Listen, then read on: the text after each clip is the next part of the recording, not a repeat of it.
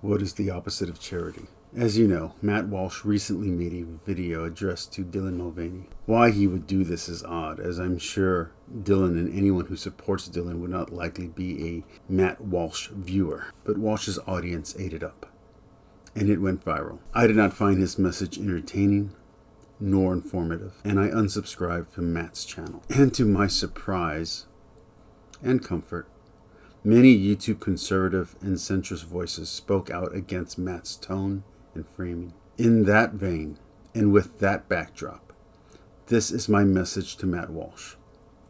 Like Matt, I've been a YouTuber for a long time. We're both Catholic. I am pro-freedom of religion, pro-free speech, pro-gun rights, pro-qualifications and limits on social support programs, and I too think taxes should be limited. So Matt and I have enough common ground, both politically and theologically, that he should understand that I am not speaking in defense of progressive wokeness, nor from a place of weakness.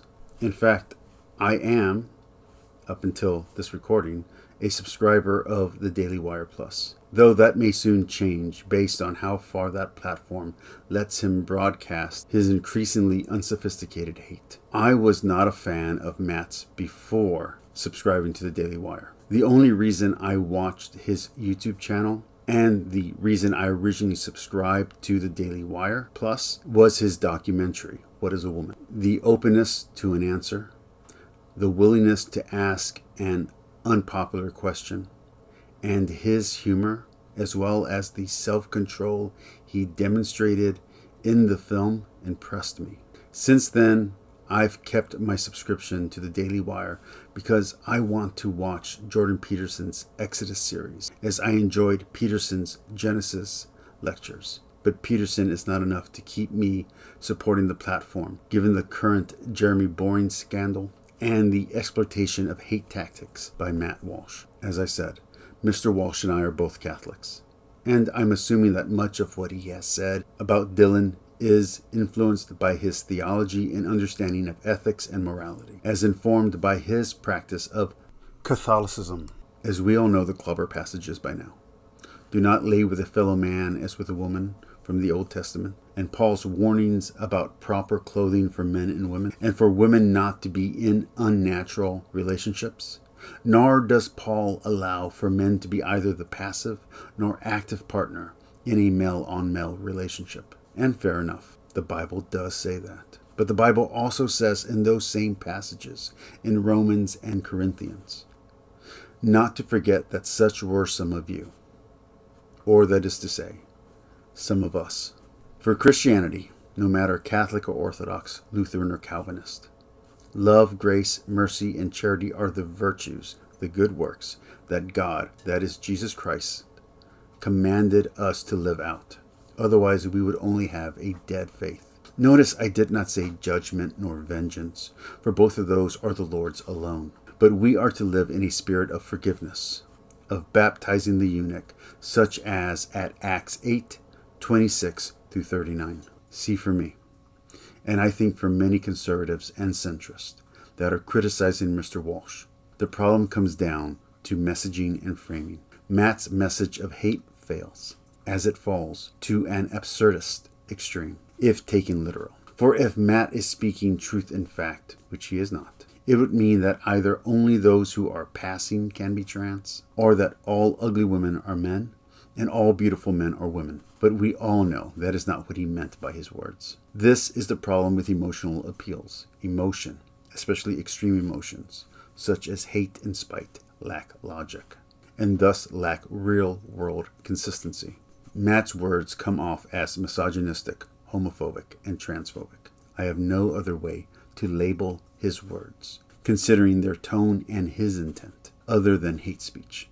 Matt was cruel and malicious, lacking in charity, mercy, and grace. In short, what Matt did could be considered a sin. And if he committed a sin, he did worse. He caused scandal. For hate in the heart is equivalent to the act of murder for a Christian, and never justifiable.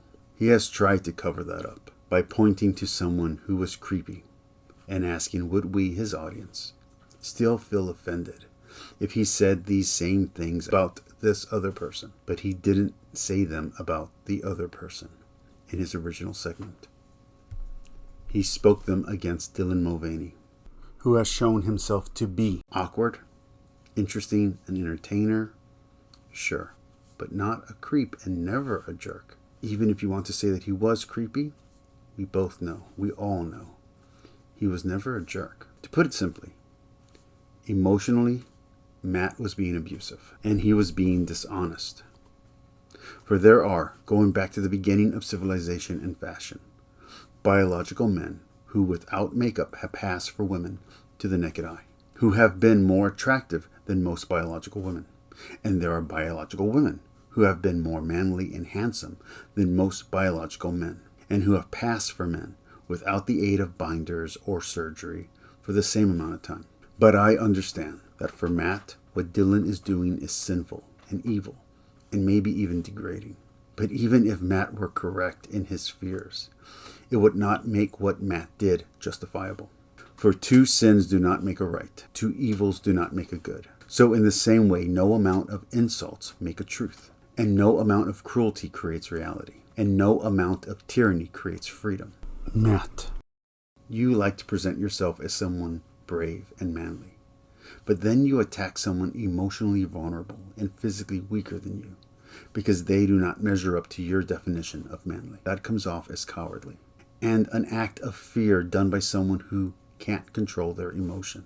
It makes you look ugly. Walsh.